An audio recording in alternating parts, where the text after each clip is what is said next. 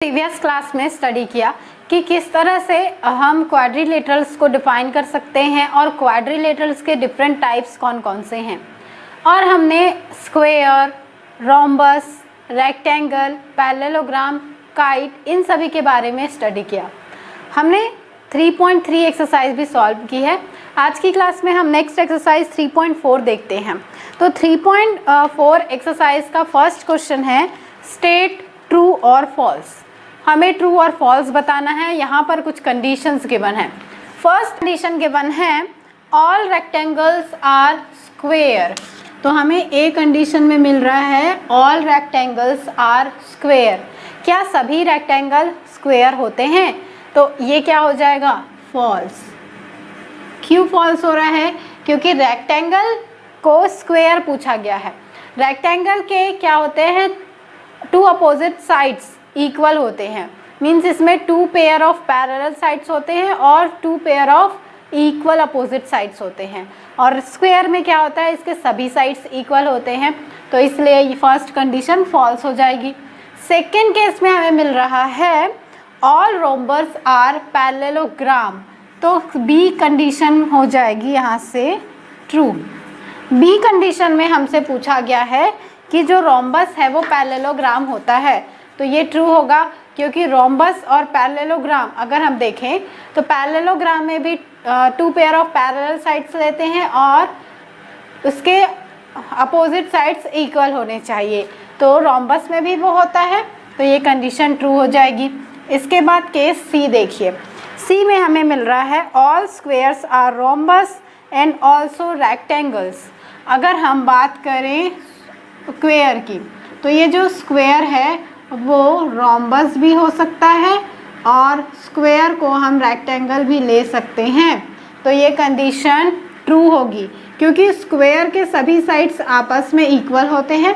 इसका यहाँ पे का एंगल 90 डिग्री होता है जो रेक्टेंगल में होता है और स्क्वेयर के सभी साइड्स इक्वल होते हैं। इसके डायगोनल एक दूसरे को बाइसेक्ट करते हैं। परपेंडिकुलर बाइसेक्ट जो इसमें भी होता है, मींस रोम्बस में भी होता है। रोम्बस के भी साइड्स आपस में इक्वल होते हैं और रोम्बस के डायगोनल एक दूसरे को परपेंडिकुलर बाइसेक्ट करते हैं। इसलिए एक स्क्वायर को रोम्बस या रेक्टेंगल कह सकते हैं। नेक्स्ट है all squares are not parallelograms. तो ये कंडीशन हो जाएगी फॉल्स। यहाँ पर हमें दिया हुआ है कि जो स्क्वेयर है वो पैरेललोग्राम्स नहीं होते, पर ऐसा नहीं है। स्क्वायर को भी हम पैरेललोग्राम कहते हैं क्योंकि स्क्वायर के भी अपोजिट साइड्स पैरेलल होते हैं और इक्वल होते हैं। फिर हमें नेक्स्ट केस दिया हुआ है केस ई। ई में हमें दिया हुआ है all kites are rhombus. Kite जो है वो रोम्बस होता है। तो ये कंडीशन टोटली फॉल्स होगी क्योंकि काइट में क्या होता है कि ये टू साइड्स तो इक्वल होते हैं पर ये टू साइड्स आपस में इक्वल नहीं होते। मीन्स इसके जो एडजेसेंट साइड है ये इक्वल होते हैं और उसमें रोम्बस में ऐसा नहीं होता। तो ये फॉल्स हो जाएगा। इसके बाद नेक्स्ट है ऑल रोम्बस आर काइट्स। तो ये कंडीशन हो जाएगी ट्रू। देखिए यहाँ से जस्ट इसका अपोजिट है। इसमें क्या था कि काइट को रोम्बस पूछा गया था तो काइट रोम्बस नहीं होता जबकि रोम्बस काइट होता है। तो एफ कंडीशन ट्रू होगा। इसके बाद जी हमें दिया हुआ है ऑल पैरेललोग्राम्स आर ट्रेपेजियम्स।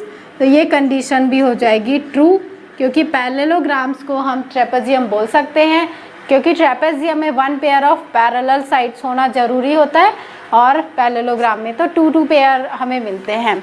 फिर इसके बाद नेक्स्ट है एच केस। एच में पूछा गया है ऑल स्क्वेयर्स आर ट्रेपेजियम्स। तो ये भी कंडीशन ट्रू हो जाएगा। तो ये क्वेश्चन एग्जाम में आ सकता है 1 मार्क 2 मार्क का क्वेश्चन, तो इसे आप पढ़ लीजिए। इसके बाद क्वेश्चन नंबर 2 देखते हैं। नेक्स्ट क्वेश्चन में हमें मिल रहा है identify all the quadrilaterals that have 4 sides of equal length. हमें ऐसे क्वाड्रिलेटरल्स के नाम बताने हैं जिसके 4 साइड्स आपस में इक्वल होते हैं। तो ऐसे क्वाड्रिलेटरल जिसके 4 साइड्स आपस में इक्वल होते हैं कौन कौन से होते हैं? Square and rhombus.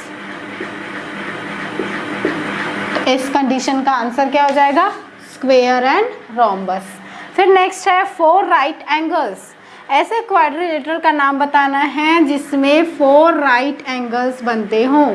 तो 4 राइट एंगल बने ऐसे कौन से क्वाड्रिलेटरल हैं? Obviously rectangle and square. तो कंडीशन आपको क्या पूछा गया है ये देखना है और उसके बेसिस पर आंसर देना है। तो अगर 4 साइड्स इक्वल हैं मतलब स्क्वायर और रोम्बस होगा, और इसमें 90 डिग्री पूछा गया है इसलिए रेक्टेंगल और स्क्वायर हमने लिखा। इसके बाद थर्ड देखिए। थर्ड क्वेश्चन में हमें गिवन है explain how a square is a quadrilateral. हमें एक्सप्लेन करना है कि कैसे एक स्क्वायर क्वाड्रिलेटरल हो सकता है। तो क्वाड्रिलेटरल का डेफिनेशन हमने क्या देखा था कि ऐसा फिगर जो 4 लाइन सेगमेंट से मिलकर बना होता है वो क्वाड्रिलेटरल कहलाता है। तो स्क्वायर में भी 4 लाइन सेगमेंट्स होते हैं। तो स्क्वायर को हम क्वाड्रिलेटरल क्यों कहेंगे? Because it has 4 line segments. तो एक इसका आंसर हो जाएगा कि स्क्वायर क्वाड्रिलेटरल इसीलिए कहलाता है क्योंकि इसमें 4 लाइन सेगमेंट्स होते हैं। 4 लाइन सेगमेंट से मिलकर ये क्लोज कर्व बनता है। फिर है स्क्वायर इज अ पैरेललोग्राम। हमें बताना है कि स्क्वायर को हम पैरेललोग्राम क्यों कहते हैं, क्योंकि हम यहाँ से बोल सकते हैं square is a parallelogram because it has 2 pair of equal and parallel sides। हम इसको पैरेललोग्राम कहते हैं स्क्वायर को क्योंकि इसके जो अपोजिट साइड्स हैं वो इक्वल होते हैं और साथ में पैरेलल भी होते हैं, और ये दोनों साइड आपस में इक्वल हैं और पैरेलल हैं, इसलिए एक स्क्वायर को भी पैरेललोग्राम कहते हैं। फिर नेक्स्ट है square is a rhombus. Square को हम रोम्बस क्यों कहेंगे? क्योंकि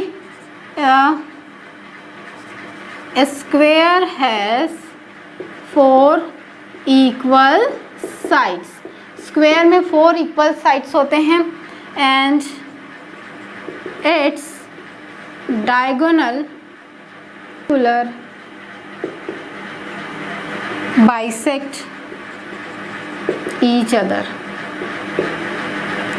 तो रोम्बस में भी यही प्रॉपर्टी होती है कि इसके 4 साइड्स इक्वल होते हैं और उसका डायगोनल एक दूसरे को परपेंडिकुलर बाइसेक्ट करते हैं, और स्क्वायर में भी यही प्रॉपर्टी होती है, इसलिए एक स्क्वायर रोम्बस कहलाता है। फिर नेक्स्ट है square is a rectangle. Square को रेक्टेंगल क्यों कहेंगे? क्योंकि each angle of square is 90 degree. Square का हर एक एंगल 90 डिग्री होता है जो रेक्टेंगल होने के लिए ज़रूरी है, और opposite sides are equal. Square की शर्त है कि अपोजिट साइड इक्वल होना चाहिए और स्क्वायर में ऐसा होता है। साथ ही रेक्टेंगल में सभी एंगल 90 डिग्री होते हैं जो रेक्टेंगल के लिए ज़रूरी है, इसीलिए एक स्क्वायर रेक्टेंगल कहलाता है। तो ये 4 केसेस थे कि स्क्वायर को क्वाड्रिलेटरल क्यों कहेंगे, स्क्वायर को पैरेललोग्राम क्यों कहेंगे, स्क्वायर को रोम्बस क्यों कहेंगे एंड स्क्वायर को रेक्टेंगल क्यों कहेंगे। तो ये ध्यान दीजिए। इसके बाद 4th देखते हैं। क्वेश्चन में हमें मिल रहा है name the quadrilaterals whose diagonals bisect each other. हमें ऐसे क्वाड्रिलेटरल के नाम बताने हैं जिसके डायगोनल एक दूसरे को बाइसेक्ट करते हैं। तो किस क्वाड्रिलेटरल के डायगोनल बाइसेक्ट करते हैं? तो हमें पता है first is square and second is rhombus. Square होते हैं रेक्टेंगल एंड पैरेललोग्राम। ये ऐसे सभी क्वाड्रिलेटरल्स हैं जिनके डायगोनल एक दूसरे को बाइसेक्ट करते हैं। ठीक है, मतलब 2 इक्वल पार्ट्स में बांटते हैं। सिर्फ ये बाइसेक्ट का केस है। सेकेंड क्वेश्चन में हमें पूछा गया है कि ऐसे क्वाड्रिलेटरल का नाम बताना है जो एक दूसरे को परपेंडिकुलर बाइसेक्ट करते होंगे। तो परपेंडिकुलर बाइसेक्ट में कौन कौन सा आता है? Square and rhombus. ओके, तो ये ध्यान दीजिएगा, केवल बाइसेक्ट पूछा था तो ये 4 आए, अगर परपेंडिकुलर बाइसेक्ट पूछा तो स्क्वायर और रोम्बस आएंगे। थर्ड केस है इक्वल, मींस ऐसे क्वाड्रिलेटरल का नाम बताना है जिसके डायगोनल आपस में इक्वल होते हैं। तो डायगोनल आपस में किसके इक्वल होते हैं? रेक्टेंगल के और स्क्वायर। रेक्टेंगल और स्क्वायर का डायगोनल आपस में इक्वल होता है, तो इस तरह से हम लिख सकते हैं।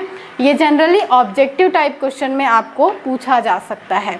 इसके बाद 5th क्वेश्चन देखिए। क्वेश्चन में हमें गिवन है explain why a rectangle is convex quadrilateral. Rectangle को कॉन्वेक्स क्वाड्रिलेटरल क्यों कहेंगे? तो यहाँ पर आपको कॉन्वेक्स क्वाड्रिलेटरल किसे कहते हैं ये पता होना चाहिए। तो हमने क्या पढ़ा, इसका डेफिनेशन हमने क्या पढ़ा था कि अगर हम कोई भी फिगर इस तरह से बनाएं, मान लीजिए हमने इस तरह से बनाया और मान लीजिए ये एक हमने 4 लाइन सेगमेंट का फिगर बनाया, तो 4 लाइन सेगमेंट है मतलब ये एक क्वाड्रिलेटरल होगा।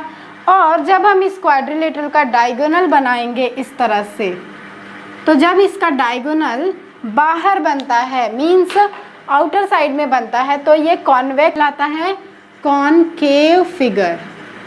ओके, और जब अगर हम एक स्क्वायर का डायगोनल बनाएंगे तो स्क्वायर का डायगोनल आप देखिए फिगर के अंदर बनता है, और फिगर के अंदर बनता है इसलिए हम इसको बोलते हैं कॉन्वेक्स फिगर। तो कॉन्वेक्स क्वाड्रिलेटरल कहलाता है एक स्क्वायर। ठीक है, इसके बाद लास्ट क्वेश्चन देखिए। इस क्वेश्चन में हमें ये फिगर दिया हुआ है और हमें गिवन है कि ABC एक राइट एंगल ट्रायंगल है इस तरह से, और O जो है वो AC का मिड पॉइंट है। मिड पॉइंट है मतलब ये AC और AO और OC आपस में इक्वल होंगे। Explain why O is equidistance from A, B and C। हमें एक्सप्लेन करना है कि O जो है वो इक्विडिस्टेंस होगा A, B और C से। तो A और C से तो हम बोल सकते हैं क्योंकि ये इसका मिड पॉइंट है। AC का अगर ये मिड पॉइंट है मतलब AO और OC तो आपस में इक्वल हो गए। अब हमें ये एक्सप्लेन करना है कि ये BO भी इनके इक्वल होगा। तो इसके लिए हमें दिया हुआ है डॉटेड में, इस तरह से इस फिगर को हमने कंप्लीट किया तो यहाँ पर एक रेक्टेंगल बन गया। अब रेक्टेंगल में क्या होता है कि इसके डायगोनल आपस में इक्वल भी होते हैं और एक दूसरे को बाइसेक्ट भी करते हैं। हम यहाँ से लिख सकते हैं diagonal of a rectangle other. और अगर ये एक दूसरे को बाइसेक्ट करते हैं तो इस कंडीशन पर ये सभी आपस में इक्वल होंगे, मींस AO, BO, CO और DO आपस में इक्वल हो जाएंगे।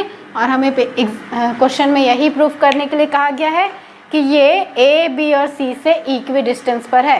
तो अगर ये तीनों इक्वल है इसका मतलब O, A, B और C से इक्वी डिस्टेंस पर होगा। ठीक है, तो इस तरह से इस क्वेश्चन को कर सकते हैं। तो आज की क्लास में ही इतना ही करते हैं। नेक्स्ट क्लास में हम नेक्स्ट चैप्टर स्टार्ट करेंगे जो ज्योमेट्री से, यानी रीजनिंग और एप्टीट्यूड के लिए एक नया चैनल बनाया है स्वाति मिश्रा मैथ्स नाम से। तो अगर आपको एप्टीट्यूड और रीजनिंग पढ़नी है तो आप उस चैनल पर जाके भी सब्सक्राइब कर दीजिए, और अगर वहाँ पर आपको वीडियोस पसंद आएंगे तो प्लीज़ वीडियोस को शेयर कीजिए और लाइक कीजिए और मुझे कमेंट करके बताइए। Thank you. इसमें हम नेक्स्ट चैप्टर पढ़ेंगे, chapter number 4 that is practical geometry. Geometry से रिलेटेड प्रॉब्लम्स हम देखेंगे, एंगल से रिलेटेड, और किस तरह से हम एंगल बना सकते हैं और किस तरह से डिफरेंट कंस्ट्रक्शन कर सकते हैं, ये हम देखेंगे।